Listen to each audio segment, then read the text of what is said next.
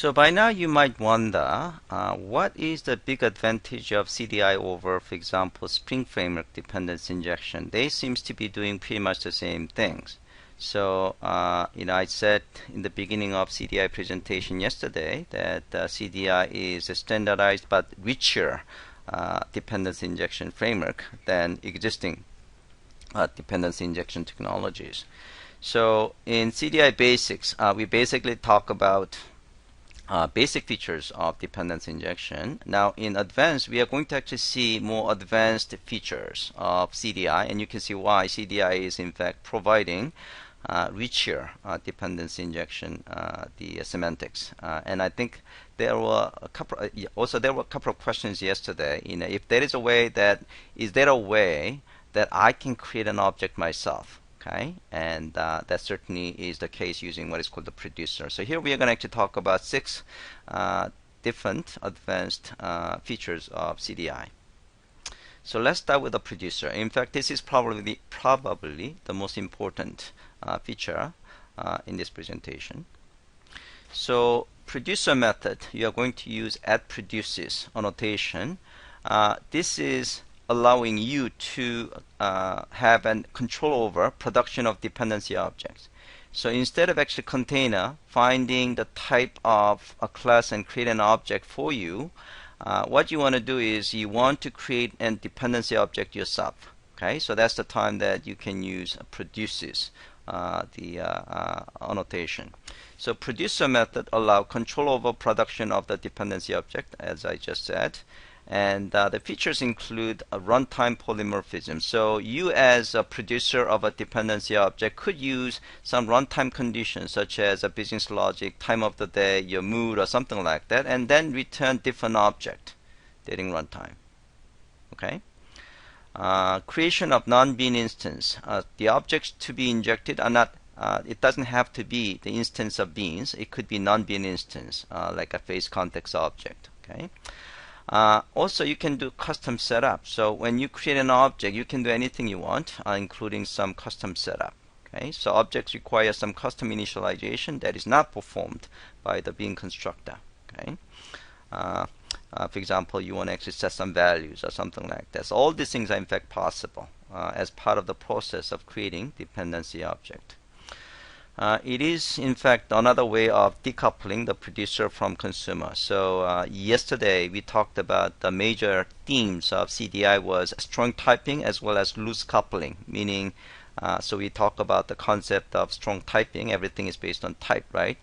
Loose coupling is basically the consumer of dependency object does not really have to know how it is produced.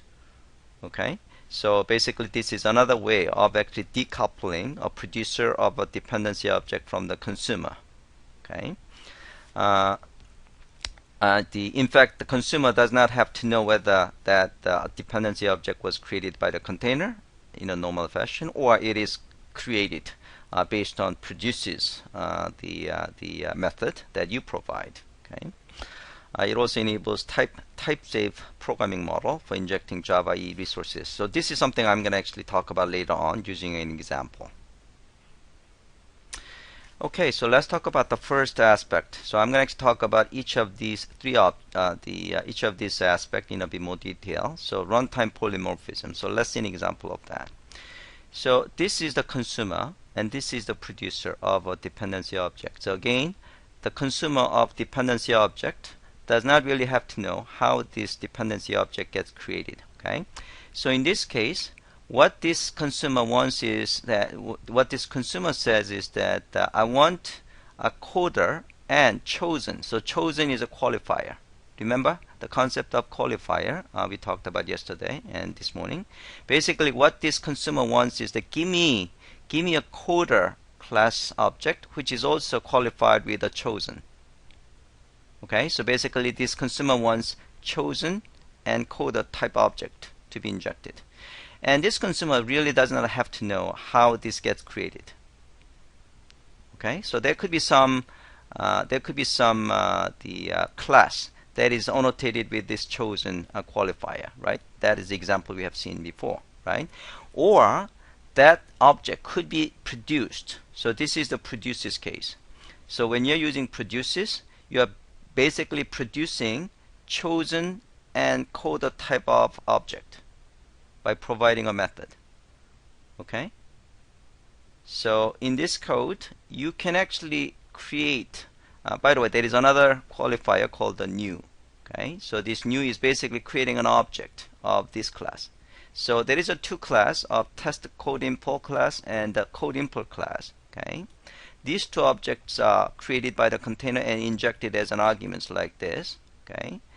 And depending on the code type, so code type is going to be set by the user or some business logic or time of the day or whatever. And depending on the value of a code type, if it is a test, it will return this code import, test code import object. If it is a shift, it will return code import object. Okay? So this is how you can control what dependency object, how dependency object is created depending on some runtime condition, like a business logic or time of the day.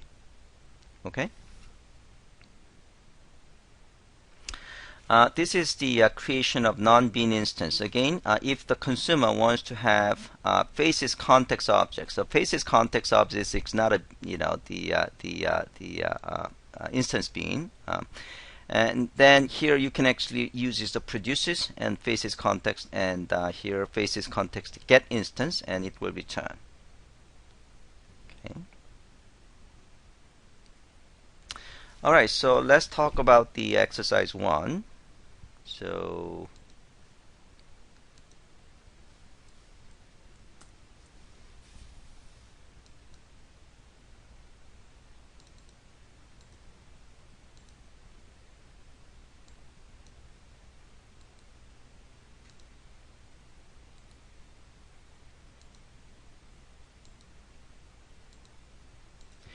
okay, so exercise 1 and 2. So again, you are going to import project, and here we are going to actually try several producer methods. So let's actually try to run these guys.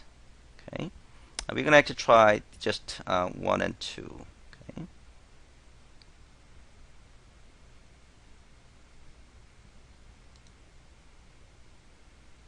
Yeah, I should say example 1 and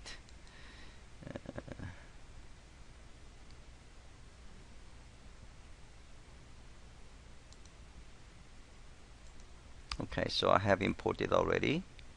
So oh, looks like I have actually imported in the wrong place, wrong project. So let me just delete this guy.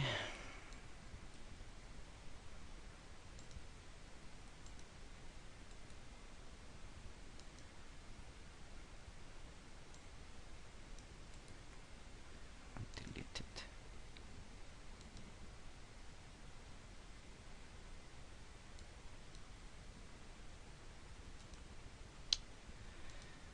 Okay, so I am going to import existing event project, and let's CDI.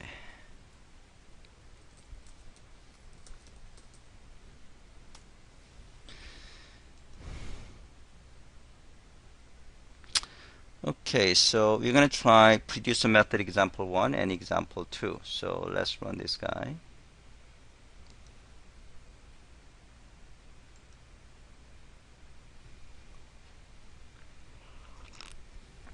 So in this case, it's going to display good morning and the max number 100 and random number 1. Okay, so let's take a look at the code. This is what you see. So we have a formal qualifier.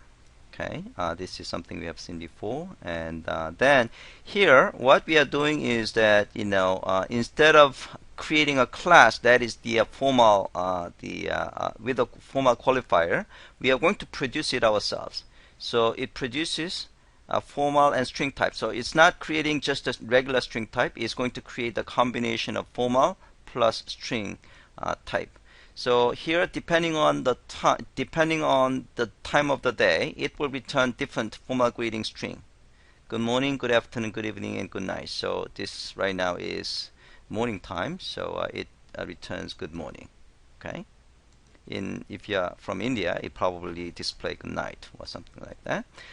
This is max number case, so we have a qualifier of max number, and in this case, this is max number class. So it produces not just the int type, but combination of max number and int type. Okay, and basically in this case, we don't actually use any business logic, but certainly you can use whatever business logic of your choice to return the value. This is random qualifier. So again, we are using producers, and here we are using this logic to create a random number. Okay, and here basically this is a consumer. So consumer says, give me formal plus string type object, and this one, give me max number plus int type, and give me random and integer type. Okay, so basically container, CDI container that are produces method, and it's going to use those produces method to create a dependency object to inject those objects here in the consumer code. Okay. All right, so that is example 1. Now example 2 is, let's run example 2.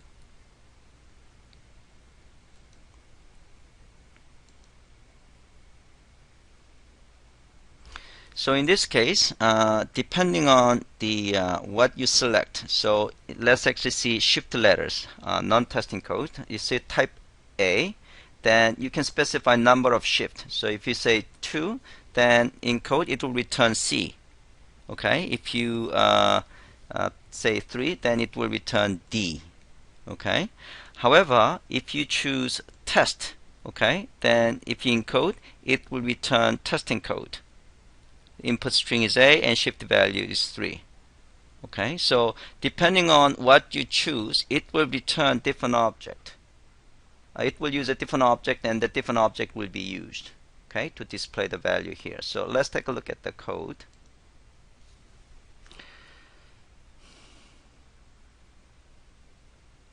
So here again, this is a consumer. Consumer says, give me a chosen plus coder type.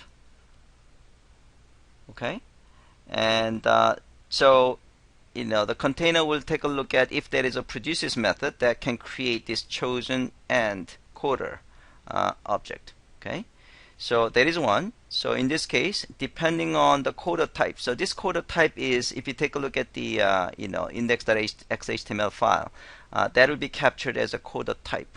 So depending on whether that's test or shift, it will use a different object. Okay, so if it is a test case, it will create a test code impl class, and if it is the shift case, it will use a code impl. So if you take a look at the code impl class, it's basically using the logic of shifting by the number. Okay, the logic here is not that much important. A test case is just returning the value. Okay, and this is index.html file that gets displayed. So the selection that you have, test or shift letter, that is going to be captured as coder bean, coder type. Okay, and the value, this is a selection value. This is a JSF thing. Okay, that this is going to be either 1 or 2. Okay. And do some experimentation. So remove chosen from the producer method as shown below. So here, try to comment this out and run the application and see what happens. Okay, and you probably will experience unsatisfied dependency for type. Okay, because the container couldn't find it. Okay, so now you want to actually remove this guy. Remove chosen from the injection point like this. So now the chosen type is gone in both cases. Okay. In this case, you are going to experience the ambiguity dependencies. Okay, and the reason is, I'm going to actually let you guys think about this, this aspect, and we'll talk about it after you've done the exercise. So I'll give you guys 10 minutes to try this exercise.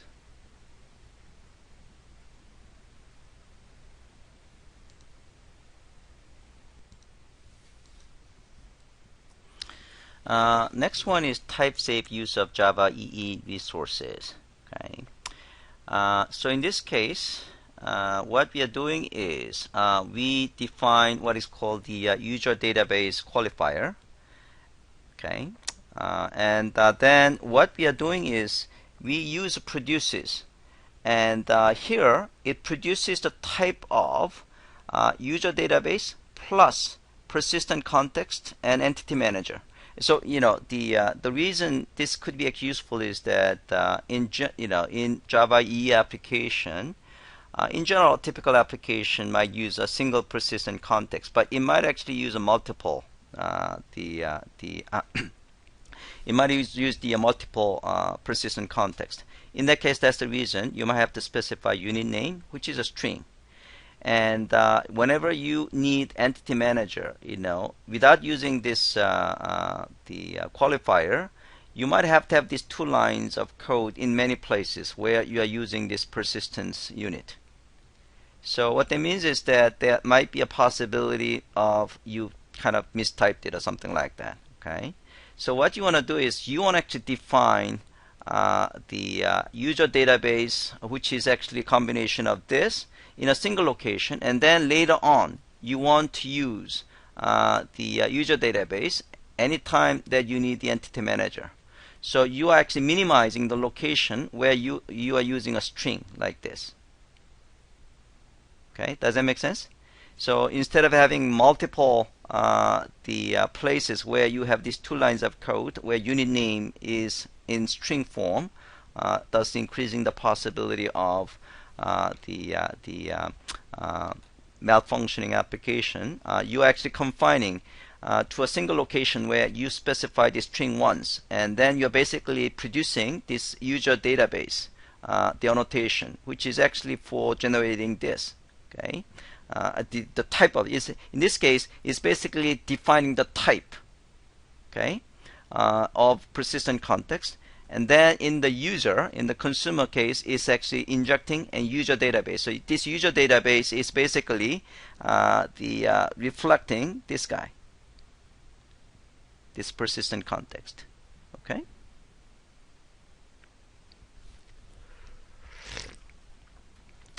All right. So I'm debating whether I should do this one or not. Let me just explain the exercise, and for those of you who have time during lunchtime, you can certainly do it. Okay, so let me just explain the exercise too.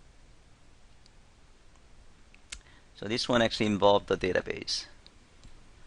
So we are going to use Java DB database. So easiest way to start the Java DB database is from NetBeans. Okay, even though you can start it at the command line, I'm going to just use the Java DB database right here and start it. Okay, so it started it. And then I'm going to run this CDI producer user database DB Maven project. So in this case, I can use either NetBeans or the Eclipse. So user database, this one, I'm going to run the application.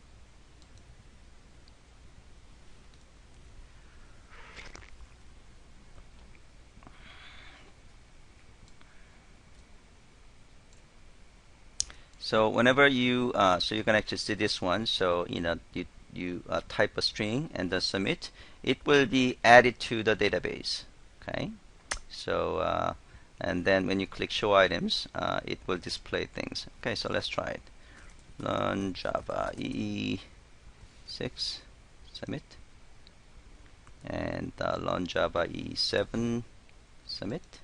Then if I say show items, it should display these two items. And if I actually go to the database, I should actually see those two items. Okay, so in this case, we have defined user database qualifier, and then in user database manager entity manager, where we are using this persistent context. So we're defining this a single location. We produces user database type, and that's reflecting this guy, okay, of the type of entity manager. And then in this code, request bean, you're basically using user database annotation reflecting this guy, and then the entity manager. So we are basically, this is in fact the example of type safe the code. So there is no string involved when this code is using user database. Later on, you can even actually change this guy to a different name, or you can actually add something else. Okay, so basically it also provides reusability and also the encapsulation of what this user database means. Okay. All right. So I'm gonna let you guys do this one at your convenient time. Okay. So I'm gonna just move forward. Next one is events.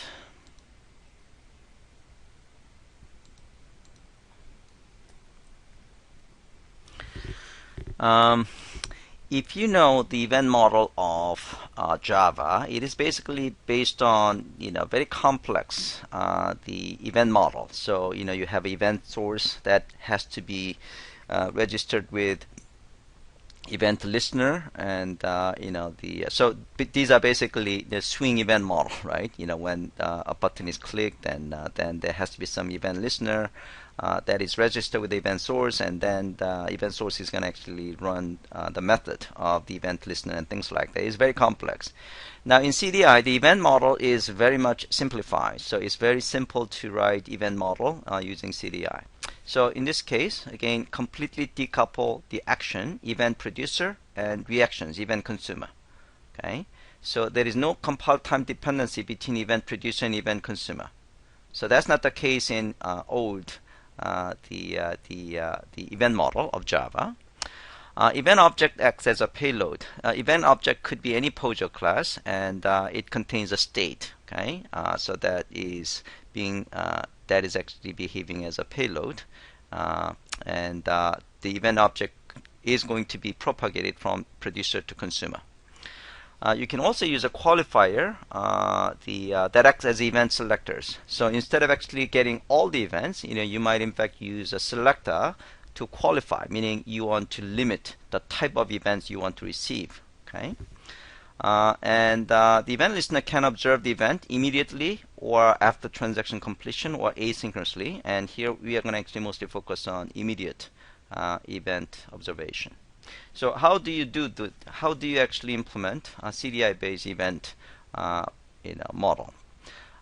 First, event class has to be defined. It's just a POJO class, and then event producer fires an event. Okay, and that will actually send event object to all the consumers. Now this is a good thing.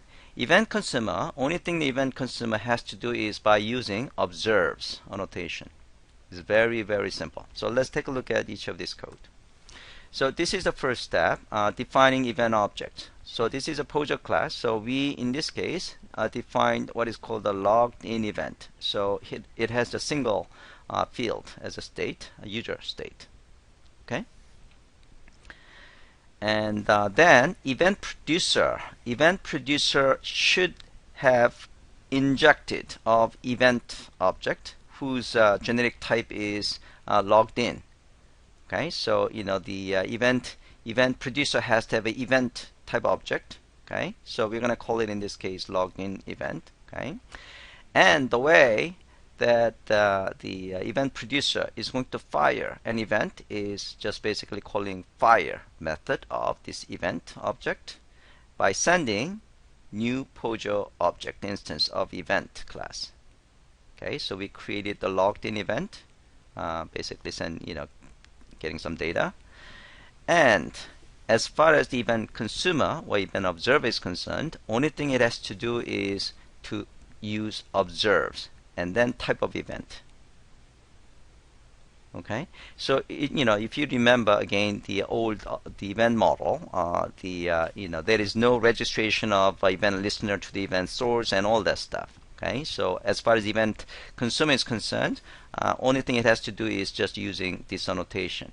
Okay, so the consumer and producer is completely decoupled.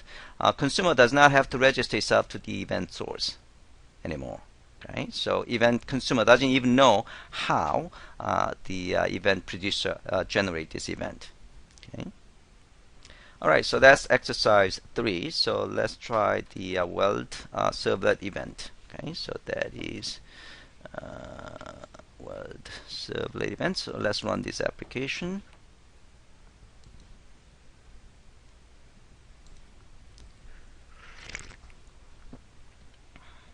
So you just type anything, it doesn't really matter. It's basically submit, and then successfully logged in as the ASDF. So now if you take a look at the console,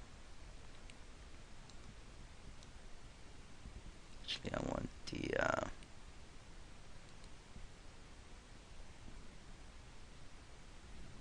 okay, so yeah, I want the Glassfish console,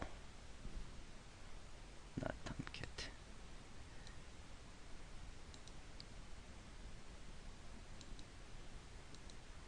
Okay, so you can see this method is invoked after login method is called, and event is weld servlet and logged in event.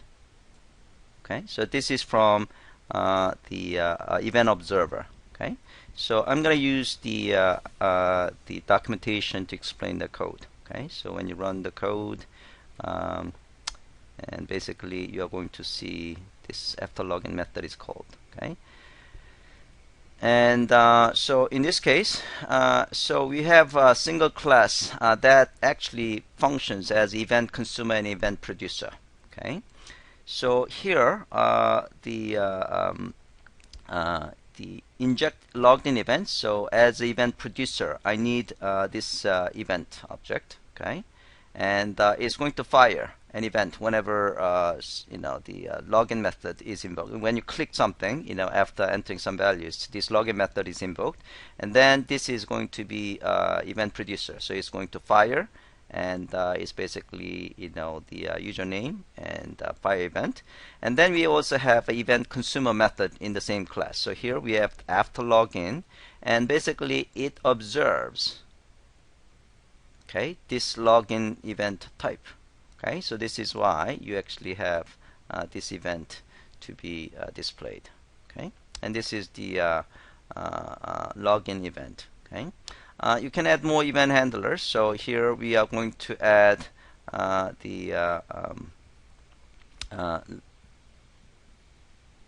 you can just add these 2 more lines. So we have the after, and actually I meant to actually explain these things. Yeah, so we are going to actually do this exercise. Yeah, so so let me actually move forward, continue the explanation of the event a bit more, then I'll give you guys time. Okay, so this is the qualifier for event. Okay, so event can be selectively fired and received through qualifier. So here in this case, I'm not just talking about any event type, but I'm also actually talking about the combination of admin event. Okay, so what I want to do is, I don't want to actually observe all the event, but I want to actually observe the combination of admin and logged in event. Okay, so there could be just regular event that is not going to be captured by this guy. It will observe only the event whose type is admin plus logged in event. Okay, all right. So in this case, when event is fired, okay, in this case, because event is fired, whose type of this, okay. But you could have another logged in event too, which is a regular type, and you can just fire that type. That's not going to be actually listened by this guy. Okay, so that is an exercise of event qualifier. So let me explain that exercise, this one. So event qualifier. So in this case, yeah. So let's actually run this code first.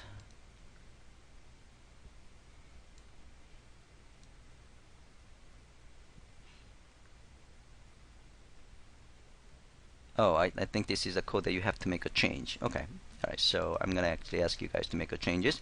So in this case, we are going to actually modify the login.java. Okay. So we are going to add 2 more event handlers. Okay, so this one observing any and also admin. Okay, so in this case, when we run the code, okay, what we are going to see is it's going to capture after login and any login. By the way, the any is another qualifier which I have not mentioned. Okay, so in this case, if you don't specify the qualifier, it will be basically any. So in this case, oh, okay, so it is actually any. So any is actually the if you don't specify anything, this is basically the same thing. Okay, as a default, it's always actually the adding any. Okay, so in this case, it will capture both any and these two guys. Okay, then what we're gonna do is we are going to this time add qualified. We are gonna fire qualified event. Okay, so instead of just a regular event, we are gonna actually use admin. Okay, so now when the event is fired, it's going to be firing this type of event, combination of admin and event. Okay, so now when you run it, it will actually capture all three. Okay, because now the admin event is the smaller subset of that is the type of the login event, right? So this is going to be actually capturing it. Same thing with this guy, and also because it's admin type, this will be also play the role of event listener. So this time it will capture all three. All three event handlers will be capturing the event. Okay. All right. So hopefully that give you a sense of how things work. I'll give you guys about 10 minutes, and I'll give you 12 minutes because we have exercise 1 and 2 in this exercise 3, and let's have a 15 minutes break. So we will be back on 11:35. Okay.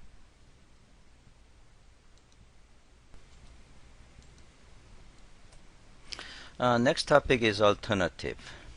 So what is an alternative?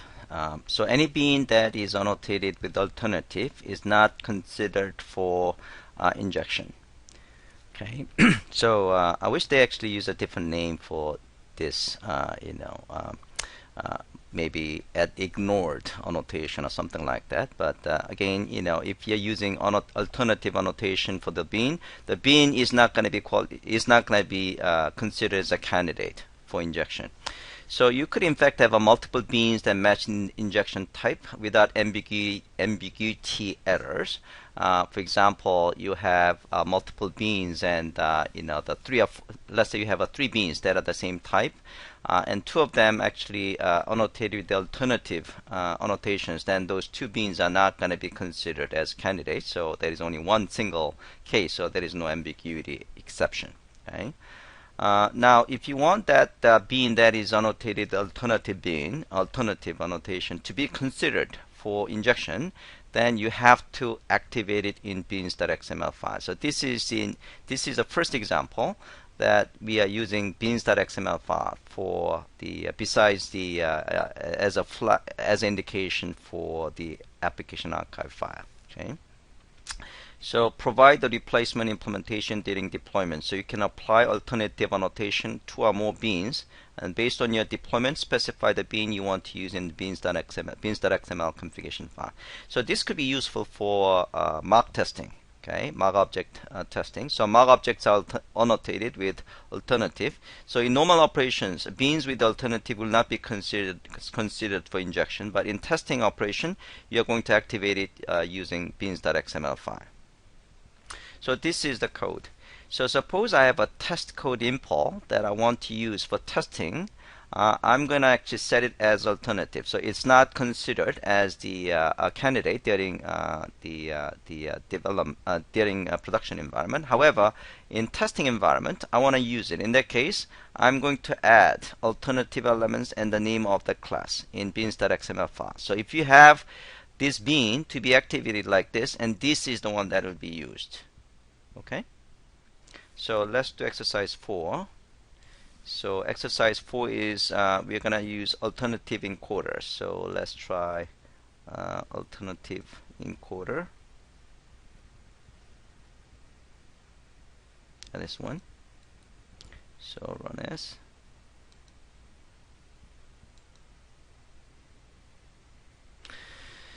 So in this case, type of string is the same code, 8 and the shift by 2, and it will return C.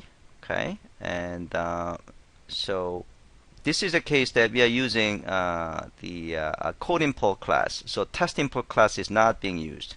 Okay, so now if you change the code to use a test import, so that's actually basically what you're doing here.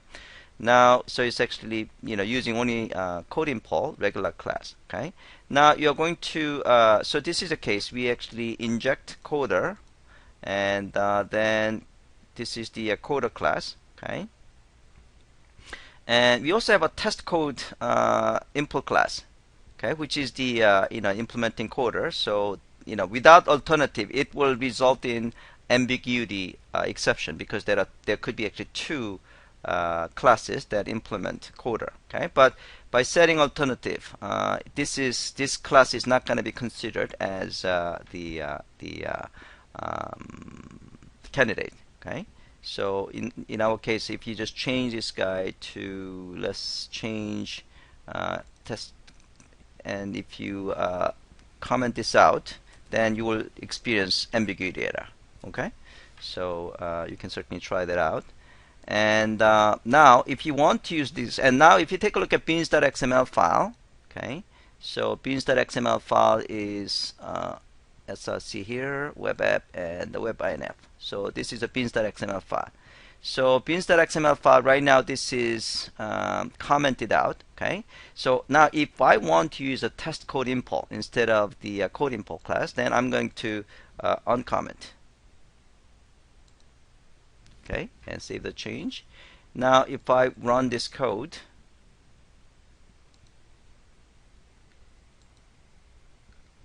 now if I say A to 2, it will use test import class. Okay, so that's basically the exercise you're going to do. Okay, so I'll give you 5 minutes to try this exercise.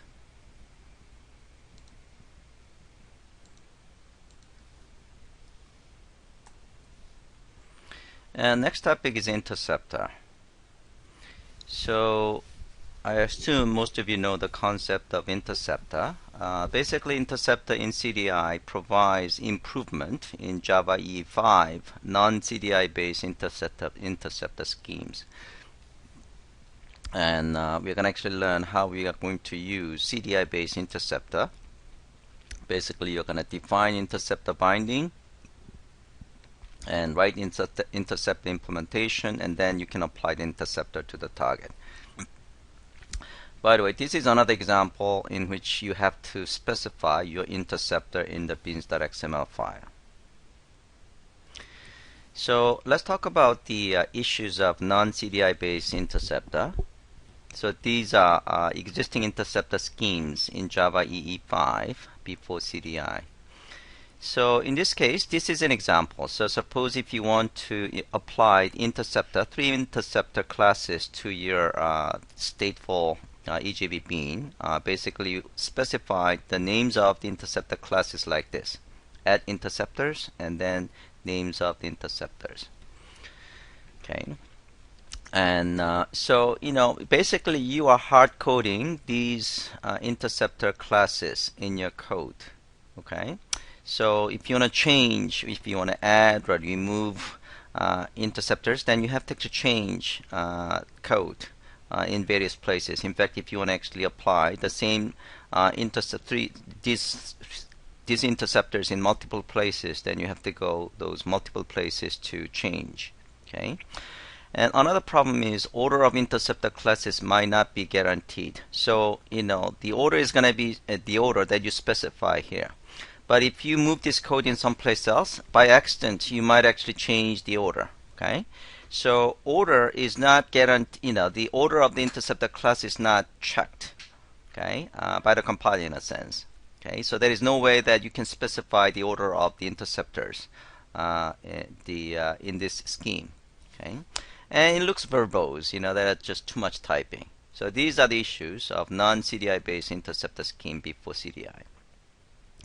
So CDI scheme is basically you are going to define interceptor binding type. So here we are going to define a type called the logged. Okay, so we are using interceptor binding, and we're going to name it as logged. Okay, and then we are going to write interceptor implementation. So for logged interceptor binding type, we are actually using interceptor annotation to provide, in this case, around invoke.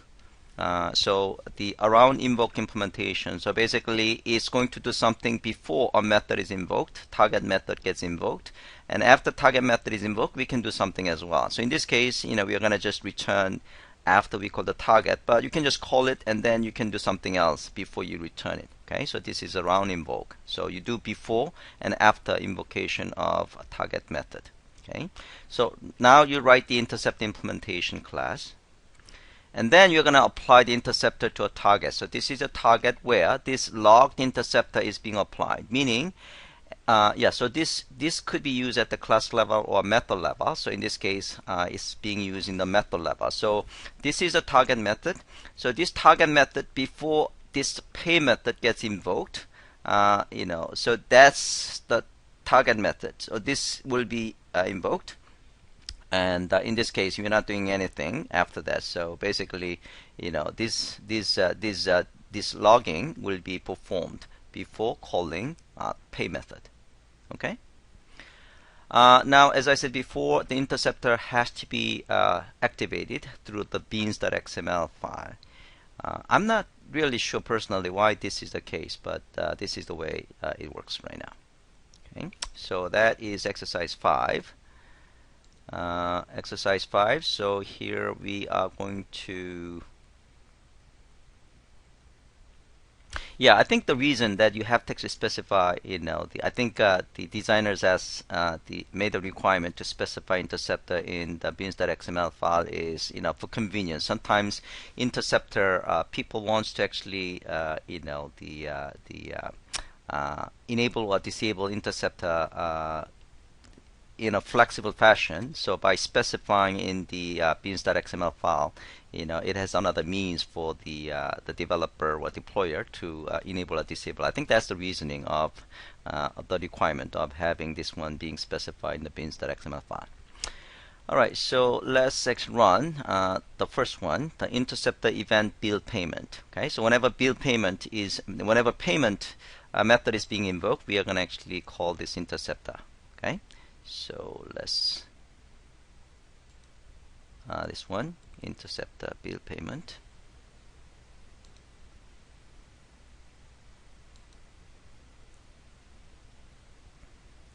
So amount 10, and I can choose either debit card or credit card and pay. Okay, so payment has been made, and now you can take a look at the console, and you should see all the messages coming from. So these are from the interceptors. So payment handler is created, payment handler, and entering method, things like that. Okay, so let's take a look at the code. So in this case, yeah, that's what we did, and we take a look at the payment handler created. Things are paid. Okay, so same thing with the credit card. Okay, so here we have created, logged the interceptor binding. Okay, and then we are going to use that interceptor binding with interceptor annotation for implementation of interceptor class. So interceptor class has around invoke. So here we are just displaying entering method. Okay, and then this is a target method. Okay, so this is actually entering method is something that you should actually see, entering method right here. Okay, and this is payment bean.xml file. So this is the pay method. Whenever pay method is being invoked, we want this logged interceptor to be kicked in. Okay, and we also have a reset as well. Okay, and in beans.xml file, we have to specify this interceptor right here. Okay, all right. So I'll give you guys about the 7 minutes to try this exercise.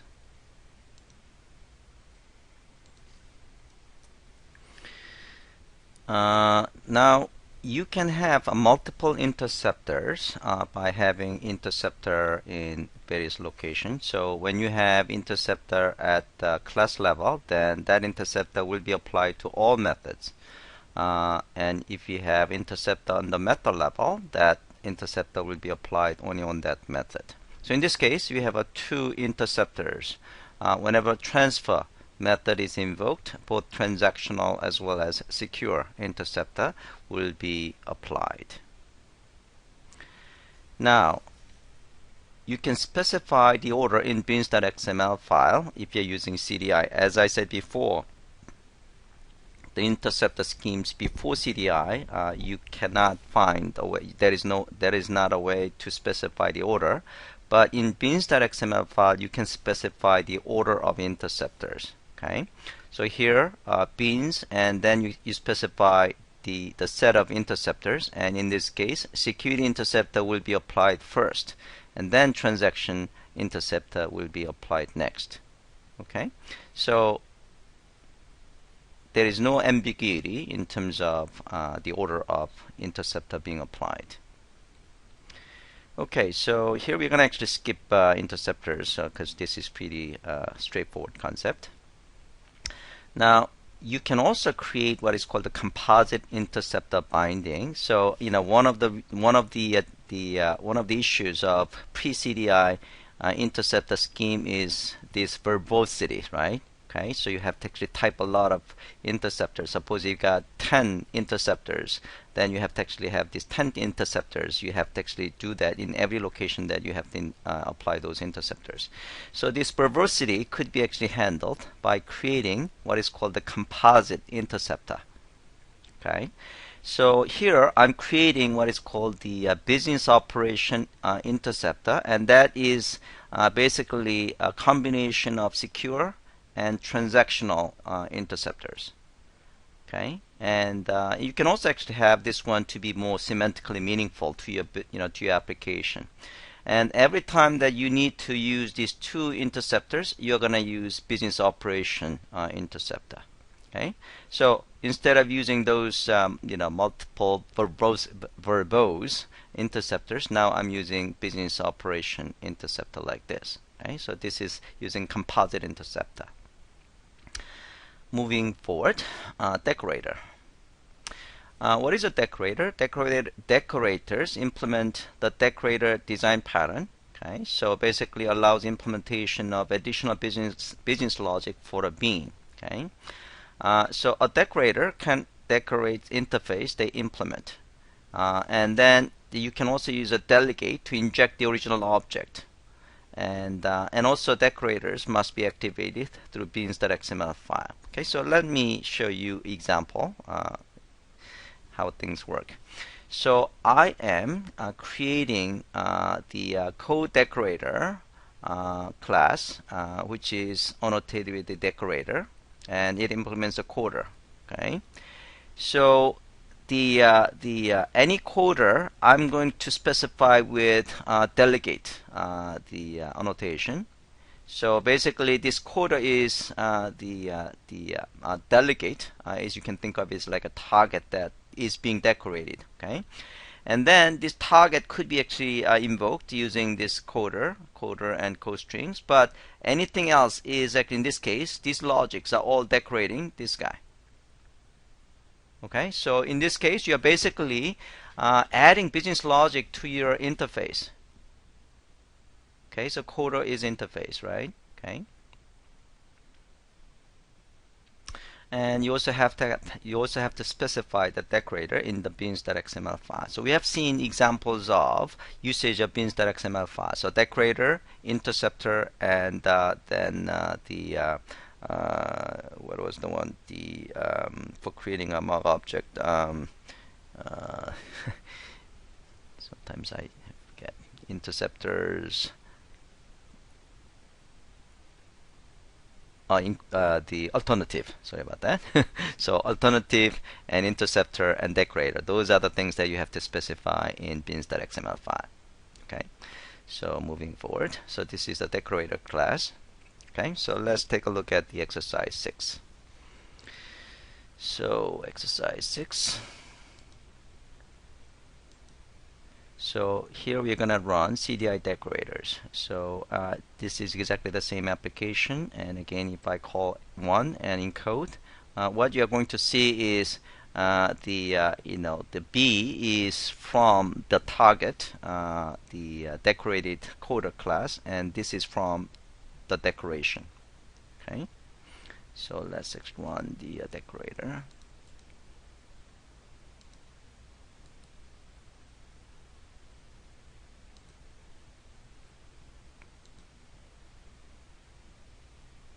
So A, and if I say B 2, then it will say A becomes C and 1 characters in length. Okay, so these messages are from the decorator. Okay, so let's take a look at the code.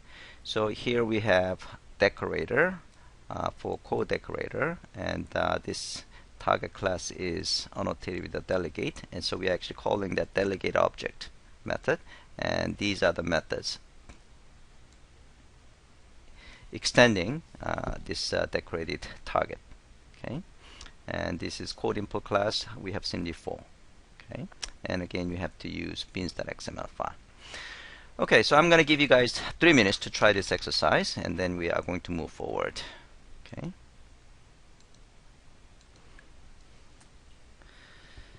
Next, the last topic is stereotypes. So what is a stereotype? Stereotype is an annotation that groups other annotations. So it solves too many annotations problem. Okay. So stereotype can group a scope annotation like a request scope, a session scope, an application scope, conversation scope, and intercept the binding annotations and named annotation and alternative annotation. Alright, so let's see an example. Suppose we have class that is being annotated with these 4 annotations. It looks very verbose, right? And you could have like many, even 10 or 20 annotations like this, and that looks very verbose. What we want to do is we want to group these annotations into a single annotation. So that is stereotyping. So what we are going to do is we are going to create a business component stereotype and collecting secure transactional request scope and named. Okay. So now in our class we are going to use business component stereotype instead of this verbose set of annotations. One example is a model. So model annotation is a built-in annotation in JSF. So if you take a look at the source code of a model, then you can see this is an example of stereotype. So it says a stereotype, it contains a named and its requested scope. Okay, all right, and exercise 7. Yeah, so this is pretty straightforward, so I'm gonna actually stop right here. Okay, so let me make sure recording is done.